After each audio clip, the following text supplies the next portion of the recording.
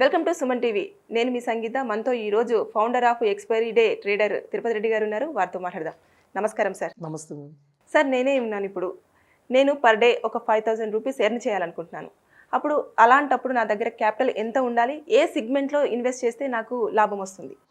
So like ఈ question నన్ను చాలామంది అడిగారు యాక్చువల్గా. లైక్ ఇది చాలా కామన్ క్వశ్చన్, పీపుల్కి ఉండే కామన్ క్వశ్చన్ యాక్చువల్గా. ఫస్ట్ ఆఫ్ ఆల్, ట్రేడింగ్లో డైలీ ఎర్న్ చేయడం అనేది ఉండదు.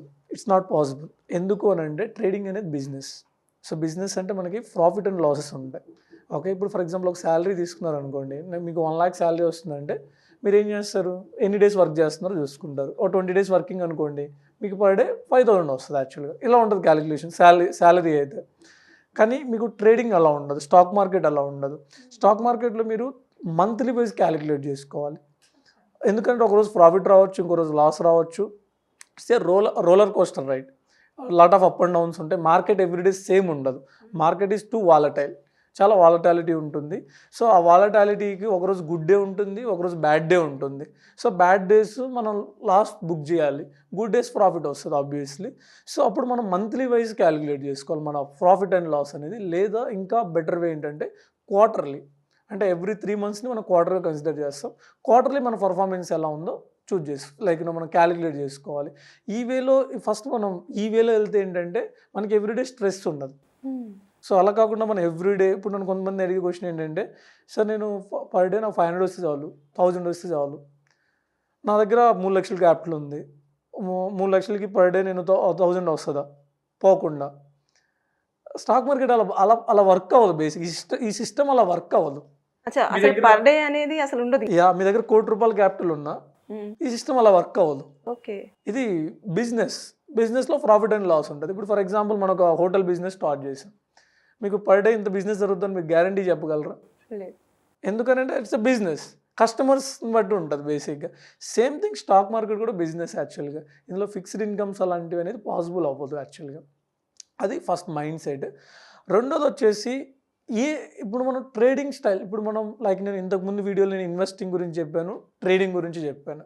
సో ఇన్వెస్టింగ్ గురించి పక్కన పెట్టేద్దాం, కంప్లీట్ ట్రేడింగ్ గురించే మాట్లాడదాం. Trading means active income generate చేయడం బేసిక్గా. సో ఏ సెగ్మెంట్స్ ఎలా ఉంటుంది? ఇప్పుడు ఫర్ ఎగ్జాంపుల్ ఒక పర్సన్ కంప్లీట్ ఖాళీగా ఉన్నాడు.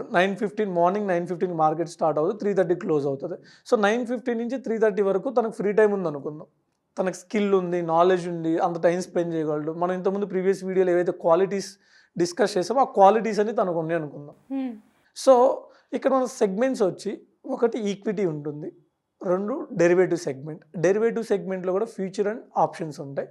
And futures different, options different. మళ్ళీ ఆప్షన్స్ విషయానికి వస్తే ఆప్షన్ బయ్యింగ్ ఉంటుంది, ఆప్షన్ సెల్లింగ్ ఉంటుంది. సో ఇది బేసిక్గా సెగ్మెంట్ వచ్చి. ఆ తర్వాత కమోడిటీ సెగ్మెంట్ ఉంది, 4x సెగ్మెంట్ ఉంటుంది. ఎక్కువ మంది కమోడిటీ కానీ 4x కానీ 4x చాలా తక్కువ చేస్తారు, కమోడిటీ సెగ్మెంట్ కూడా తక్కువ చేస్తారు.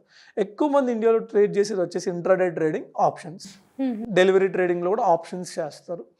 ఇప్పుడు మీకు మీ రిస్క్ కెపాసిటీని బట్టి మీరు సెలెక్ట్ చేసుకోవాలి మీ సెగ్మెంట్ అనేది. మీకు 9:15 నుంచి 3:30 టైం ఉందనుకుంటే మీరు ఇంట్రాడే ట్రేడింగ్ చేయొచ్చు. బట్ ఇంట్రాడే ట్రేడింగ్ అనేది ఆపర్చునిటీ ఉన్నప్పుడే చేయాలి, ఎవ్రీడే చేయకూడదు. ఎస్పెషల్లీ మీ కెరియర్ అనేది ఆప్షన్ బయింగ్తో మాత్రం చేయొద్దు. ఆప్షన్ బయింగ్ అనేది మోస్ట్ డేంజరస్ ట్రేడింగ్. ఓకే, చాలామంది బిగినర్స్ నాకు కాల్ చేసే పీపుల్, నేను 10 lakh లాస్ అయ్యాను, 15 lakh లాస్ అయ్యాను. ఇట్స్ నాట్ వాళ్ళు బిగినర్స్ కదా, మార్కెట్లో ఎప్పటి నుంచో 15 years నుంచి అలా లైక్ 15 years 20 years నుంచి ఉన్న వాళ్ళు కూడా. సో లైక్ నేను 20 lakh లాస్ అయ్యాను, 30 lakh లాస్ అయ్యాను ఇలా చెప్తుంటారు. ఏం చేశారంటే నేను ఆప్షన్ బయింగ్ చేశాను. సో ఆప్షన్ బయింగ్ కూడా ఏం చేస్తారంటే అవుట్ ఆఫ్ ద మనీస్ బై చేస్తారు. ఎందుకు అవుట్ ఆఫ్ ద మనీస్ చేస్తారంటే, అవుట్ ఆఫ్ ద మనీస్కి ఇప్పుడు ఫర్ ఎగ్జాంపుల్ మన దగ్గర 10,000 ఉందనుకోండి, మనం ఎంత మనీ బై చేయాలంటే ఒక లాట్ వస్తుంది. అది out of the money by చేసామనుకోండి 20 lots వస్తాయి.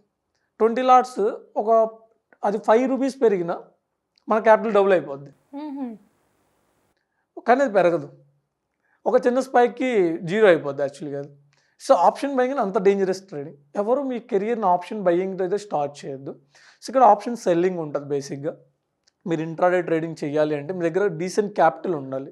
యూనో మీ దగ్గర ఫర్ ఎగ్జాంపుల్ ఓన్లీ ఒక 2 lakh క్యాపిటల్ ఉందనుకోండి, ఆప్షన్ బయింగ్ ఒక మెథడ్ ప్రాక్టీస్ చేయండి. మీకు బటర్ఫ్లై స్ట్రాటజీ అని ఉంటుంది, ఐరన్ కాండర్ అని ఉంటుంది, ఐరన్ ఫ్లై అని ఉంటుంది. ఇలా ఇప్పుడు మీరు బటర్ఫ్లై స్ట్రాటజీ తీసుకున్నారనుకోండి, మీరు రిస్క్ చాలా తక్కువ. మీరు ఎవరైనా బిగినర్స్ ఉంటే మీ ట్రేడింగ్ జర్నీ బటర్ఫ్లై స్ట్రాటజీతో స్టార్ట్ చేయండి. ఈ బటర్ఫ్లై స్ట్రాటజీలో రిస్క్ చాలా తక్కువ ఉంటుంది, మినిమం రిస్క్ ఉంటుంది. అంటే మీకు ఏం తెలియకపోయినా ఆ స్ట్రాటజీ పెట్టి వదిలేశారనుకోండి, మీకు అంటే లాస్ అనేది ఫిక్స్డ్, మీకు మ్యాక్సిమం లాస్ అనేది ఫిక్స్డ్ ఇక్కడ. అందువల్ల ఏంటంటే మీరు బటర్ఫ్లై స్ట్రాటజీ ఇలా ఆప్షన్ సెల్లింగ్ చేద్దాం అనుకుంటే దీంతో స్టార్ట్ చేయండి. అలా లేదు మీరు లెర్నింగ్ మెథడ్తో స్టార్ట్ చేద్దాం అనుకుంటే ఈక్విటీ స్టాక్స్ నుంచి స్టార్ట్ చేయండి. అంటే మీరు సబ్జెక్ట్ నేర్చుకున్నారు, ఆ సబ్జెక్ట్ ఎలా వర్క్ అవుతుంది అనేది మీరు ట్రైల్ వేద్దాం అనుకుంటే ఈక్విటీ సెగ్మెంట్, ఈక్విటీ స్టాక్స్ నుంచి స్టార్ట్ చేయండి. ఎందుకంటే నేను నా జర్నీ వచ్చి ఈక్విటీతో స్టార్ట్ చేశాను. ఫస్ట్ 1 year వచ్చి నేను ఆప్షన్స్ అస్సలు టచ్ చేయలేదు. నా ఫస్ట్ 1 year జర్నీ వచ్చి ఈక్విటీలో ప్రైస్ యాక్షన్ ఎలా వర్క్ అవుతుంది. ప్రైస్ యాక్షన్ అంటే చార్ట్ని రీడ్ చేయడం. ఇక్కడ సపోర్ట్ అండ్ రెసిస్టెన్స్ అని ఉంటుంది, ట్రెండ్ లైన్స్ అని ఉంటాయి, క్యాండిల్ స్టిక్ ప్యాటర్న్స్ ఉంటాయి, చార్ట్ ప్యాటర్న్స్ ఉంటాయి. సో ఇది ప్రైస్ యాక్షన్ యాక్చువల్గా. అది మీకు మార్కెట్ ప్రెజర్ ఎలా ఉంది, బయ్యింగ్ ప్రెజర్ ఎలా ఉంది, సెల్లింగ్ ప్రెజర్ ఎలా ఉంది ఐడెంటిఫై చేయడం ప్రైస్ యాక్షన్. సో ఇలా మీరు ఆ సబ్జెక్ట్ని ప్రాక్టీస్ చేస్తున్నారు అనుకోండి, మీరు ఈక్విటీతో స్టార్ట్ చేయండి, స్టాక్స్తో. ఓకే, అంతేగాని ఆప్షన్స్ జోలికి మాత్రం వెళ్ళొద్దు. మీకు ఆ మార్కెట్ డైరెక్షన్ ప్రిడిక్ట్ చేయడం వచ్చిన తర్వాత ఆప్షన్స్లోకి షిఫ్ట్ అవ్వండి. అంటే ఇప్పుడు ఒకవేళ నేను పర్ డే ఎర్న్ చేయాలంటే అసలు ఇంకా అది కుదిరే పనే లేదంటారు. లేదు, ఛాన్సే లేదు. అలాంటి మైండ్ సెట్ ఉంటే రావద్దు స్టాక్ మార్కెట్లోకి. Okay, choose other field. Minimum 3 months. It's not depend on person. ఇప్పుడు కొంతమందికి 1 year పడుతుంది, కొంతమందికి జస్ట్ 1 month పడుతుంది. ఇప్పుడు కొంతమందికి 1 month పడుతుంది. ఎందుకని తను ఒక మెంటర్ని చూజ్ చేసుకుంటాడు. ఆ మెంటర్కి ఆల్రెడీ ఎక్స్పీరియన్స్ ఉంటుంది కదా. ఓకే, సో మార్కెట్లో ఒక 3-4 years నుంచి ఒక పర్సన్ ఉన్నాడంటే తనకి సేఫ్ థింగ్స్ ఏంటి, రిస్కీ థింగ్స్ ఏంటి అన్ని ఐడియా ఉంటుంది. ఆ మెంటర్ మీకు అన్ని ఆప్షన్లు చెప్తాడు. ఓకే, ఇప్పుడు మీరు డైరెక్ట్ యూట్యూబ్లోకి వెళ్తే మీకు అర్థం కాదు, బోల్డ్ థింగ్స్ ఉంటాయి. అలాగే మెంటర్ దగ్గరికి వెళ్ళారనుకో, అరే అబ్బాయి నువ్వు ఇది చేస్తే నీకు ఇంత రిస్క్ ఉంటుంది, ఇది చేస్తే నీకు ఇంత రిస్క్ ఉంటుంది, నువ్వు ఆ రిస్క్ తీసుకోగలవా, నేను రిస్క్ తీసుకోవాలనుకుంటే ఈ మెథడ్, రిస్క్ తీసుకోవాలనుకుంటే ఈ మెథడ్. సో అలా సింప్లిఫైడ్ ఉంటుంది. ఓకే, అలాంటి పీపుల్ ఏంటి 2 to 3 monthsలో ఇండిపెండెంట్ అయిపోవచ్చు. అలా కూడా మీరు ఏ మెంటర్ లేకుండా ఇండిపెండెంట్గా వెళ్దాం అనుకుంటే మాత్రం మీకు టైం పడుతుంది. 1 year, 1.5 year, 2 years. మీరు చాలా స్ట్రగుల్ అవ్వాలి, చాలా మనీ లాస్ అవ్వాలి. అప్పుడు ఈ మెథడ్స్ అన్ని మీకు తెలుస్తాయి బేసిక్గా. కానీ మీకు డైలీ ఎర్న్ చేసే మైండ్ సెట్ ఉందంటే మాత్రం వర్కౌట్ అవ్వదు స్టాక్ మార్కెట్.